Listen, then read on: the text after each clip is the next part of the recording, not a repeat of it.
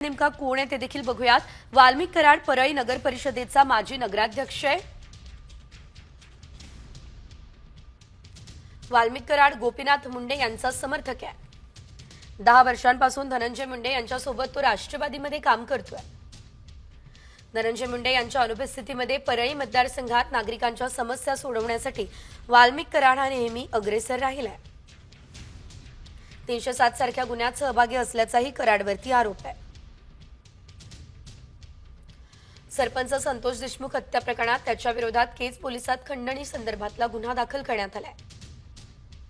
विष्णू साठे हा केज तालुक्यातील आरोपी धनंजय मुंडे आणि वाल्मिक कराड यांचा निकटवर्ती आहे।